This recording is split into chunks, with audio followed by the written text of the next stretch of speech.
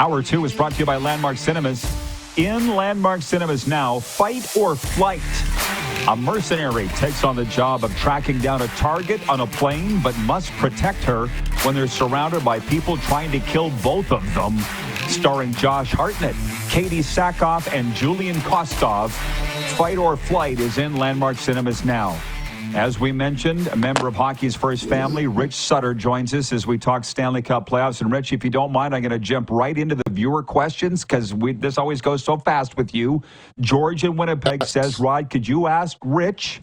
Yeah, George in Winnipeg says, Rod, could you ask Rich if it's really Connor Hellebuck's fault or is it the lack of Jets scoring that's going to cost them this series?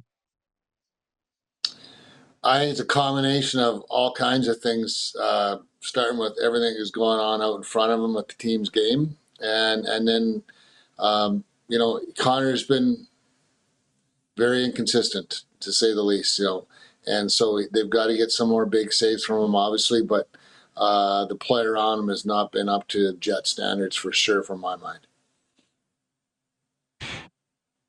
Go a little deeper if you don't mind. So if it's not all Hellebuck, are you comfortable saying what you don't like about Winnipeg's game? Oh, everything. I don't know what it is, but when it comes to playoff time, they just can't seem to just go out and play how they do in the regular season. You can't tell me that this does not weigh on some of their top end guys' minds. You can just tell it in the body language. You can tell how they are between whistles. They're not playing to the standard that they've set for themselves. They just erase the playoff thing out of their mind and just go play. They're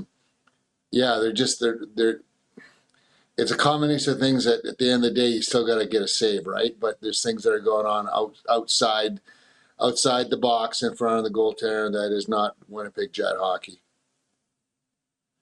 Well, we don't know what's going on in that dressing room. I don't know who their goaltending coach is. I don't know if they brought in a sports psychologist or not. We don't know. And by the way, I don't think the series is over. Did we not learn in Game 7 against St. Louis that these Jets, they do fight to the end? I don't think this is ending on Thursday. I don't believe so either. They played how they played throughout the year for how many months for a reason, and the record speaks for itself. Yeah, it means nothing. It's a clean slate once the playoffs start. But look, there's a lot of good things they can lean on moving forward. And, the thought process is obviously not about Game 6 or Game 7. It's Game 5 and the first period, and go from there. And they had a really good first period in Dallas yesterday. Weren't rewarded for it. And they got to get rewarded. It's just not about effort right now. It's also about execution. George, there's your answer. It is not all on Hellebuck. Okay, to the Leafs and the Panthers. Oh, is it fun? It's just fun to watch. I don't know. I'm sure it's just as fun playing in it, Rich. What do you like about this series? I like that there's a little bit of nastiness. I don't like what happened at the end of the game the other night. I thought it was, I guess that they might think it's tit for tat, right? You did it. You guys act like that. We can act like that too. But I still think at the end of the day, we've got a series now. We know it's a best of 3. Look, I firmly believe in my heart the pressure's on Toronto. Look, they're the team that has never done anything in the last how many decades with a good team they've got. I don't know how Austin Matthews has not scored to this date with the chances he's had in the series. But at the end of the day, I just like the calmness. I like the experience of what Toronto or what the Panthers bring. It looks like maybe finally Bob is making some saves. Look, if he'd been stronger in the first 2 games, this series might be 3-1. Let's be honest. But it's 2-2. They get the goaltending that I would expect them to get tonight, and their experience. I honestly think the Panthers will win tonight. I got unpicked to win tonight. You knew Bob wasn't going to be a stinker through the whole series. You just knew that. You don't have to watch him every game to know that. But Pronger said this morning on NHL radio that he goes, Austin Matthews hasn't played bad. And Gord Stellick shot back and goes, Harry Sinden said to Cam She said to Cam Neely in the 80s, we don't pay you to get chances, we pay you to score. How do you feel about that? You're right. You're right. But at the end of the day, Austin Matthews is doing a lot of really good things in his game. The 200-foot game is unlike I haven't seen in him in his career. Like, he's been so much better this year at it, especially down the stretch, especially in these playoffs.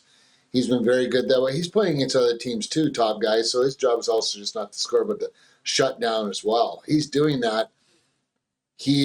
The chances are there. Look, if you're not getting the chances, then there's a grave concern for what's going on with Austin Matthews. Is he quite right health-wise? I don't think so. I don't see him shooting the puck as hard as he has in the past. I don't see him releasing pucks on and off sticks like he has in the past.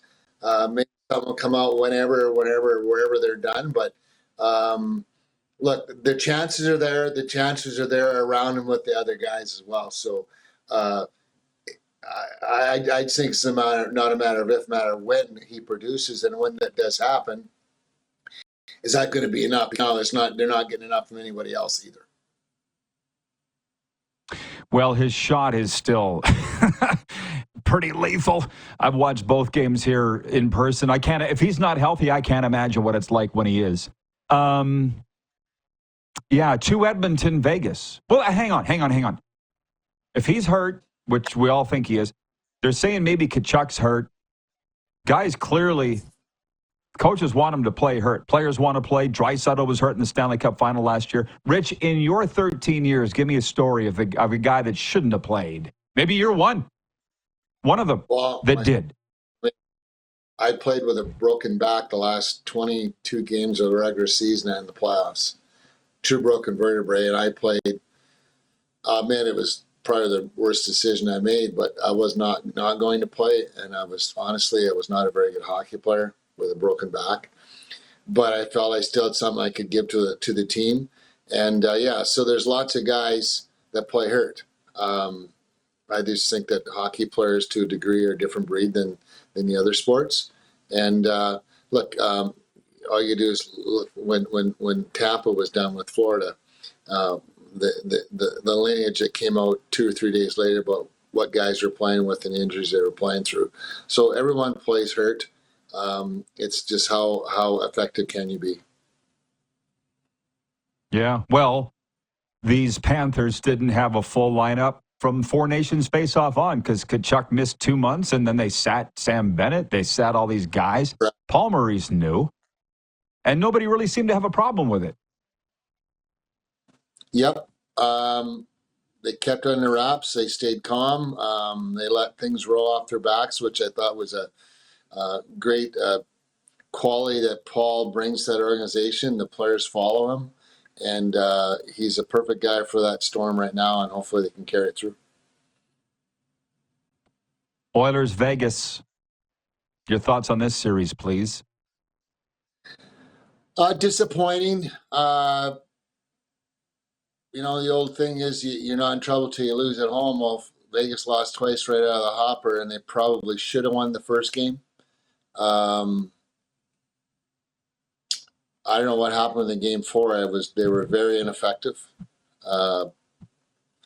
Eichel's been very strong, shutting down 29 and 97 to a strong degree, which has been great for him and for the team. But at the end of the day, he's still got to produce something too. So for them to move forward and continue, look, it's the same thing. It's win the first period tonight and win the game and get it back to Edmonton, because then the heat comes on Edmonton too, right? So at the end of the day, I just think that number 9 and number 61 for Vegas have got to produce tonight. If they can, I believe that Aiden Hill's going to be just fine. But if they can, then hopefully they can get this to game 6. I want to see it extended. Sorry, Alberta, but I want to see Vegas win. I want to see it. At the end of the day, in my heart of hearts, Winnipeg, Edmonton, or Winnipeg, Dallas would suit me just fine. Well, or Dallas. Back to Stone and back to Eichel and Stone need to be better. Translation, your best players need to be your best players. And to be honest, you were reading my mind. Tell me what Alberta is going through, because there's nothing like it in the Stanley Cup playoffs. It's best when the Flames and Oilers are both in, but it's pretty damn good when only one is. What's it like? Well, there's, you see a few Alberta or a few Edmonton Oilers flags flying around in some vehicles right now in southern Alberta, for sure. I definitely see that jump on the wagon mindset from a lot of people on my, not my, the Sutter side, but my in-law side. So I just refuse to acknowledge that. I just kind of, they're asking how come I'm not really paying attention to the Edmonton Oilers. I said, well, I call it Abe. And they asked me what that meant. I said, anyone but Edmonton. There's 7 other teams. Sorry. But, look, I love Connor. Who's not a Connor fan?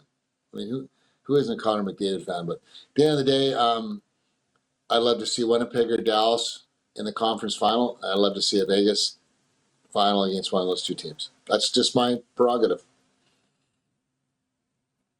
I never met Abe before, but I heard ABC many times. And you know what that is, being from northern Alberta, like you are, anybody but Calgary. And let's be real.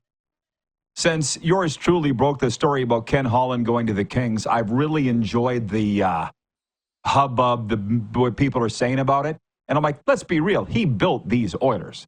Come on, Rich. Am I right or wrong? Well, there's no draft picks on their team.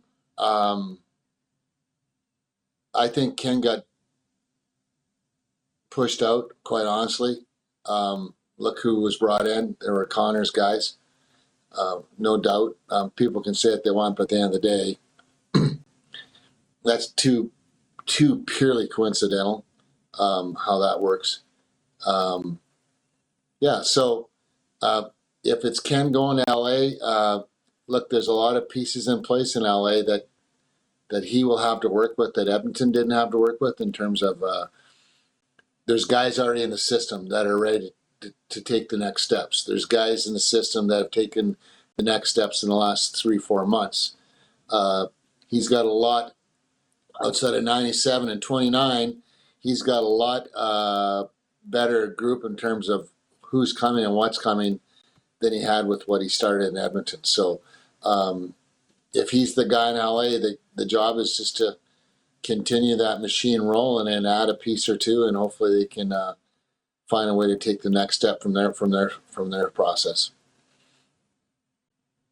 Well, and down the road, with the Ducks hiring Joel Quenneville, who wins the Cup first, LA or Anaheim, do you think? Well, I like what Patty's done in Anaheim for sure, and I like bringing what Joel can bring to the organization for sure. I love the article I saw Greg Cronin a couple days ago about how disappointed it was, where, who in the world loses their job after a 21-point improvement in the season? But obviously they feel that with Joel's experience and winning pedigree that he can help this group get to the next step. They're probably right. There's lots of good guys, good young players in that organization I think are definitely ready to take the next step. I definitely saw it in their game the last half of the season. And sometimes it just takes that coach to just help get them through the door a little bit more. And they're another up-and-coming team. And they're much younger than the Kings. Does that make them a winner ahead of the Kings? I don't know.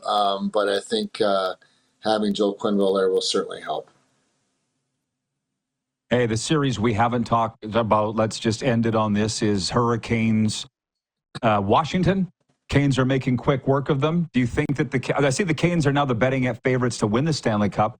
Think they're happy with just being under the radar? They always are, but maybe this is the year. I do. I like what they're doing. I like how they're playing. They're, like you said, they're under the radar. They're playing Rod Brindamore hockey. They got some very good players there that kind of really go under the radar in the National Hockey League. And there's no superstar player there. There's just a team of a lot of real good players. that trust the system, trust the structure. They are getting timely saves and finally some goaltending from Frederik Andersen, which is important. Am I surprised they're beating Washington? No, not at all. They're just playing faster. They're getting contributions up and down the lineup. I don't mean offensively. It's just they're playing the way they need to play to win hockey games at this time of the year. And they're being patient. Their specialty teams are off the charts right now. I think they're 1 and 2 in terms of that area, which is huge at this time of the year. And they're finding a way. They're being patient. And right now they're playing faster. They're playing with more confidence. And right now they're the better team. By far. A fantastic chat. Rich, thanks for coming on. Enjoy the hockey. Let's do it again soon. Okay, talk soon. Thanks, Rod. Rich Sutter from Hockey's First Family and a teammate of Rick Tockett's in Philadelphia. Probably should ask him about that. Elliot Friedman reporting Rick Tocchet is taking over the bench of the Philadelphia Flyers, which surprises no one. We'll be back with a sports update and viewer takeover the rest of the way with whatever you would like to talk about. We covered a lot today. We'll be right back here on Game Plus Television, streaming live and podcasts wherever the best podcasts are found.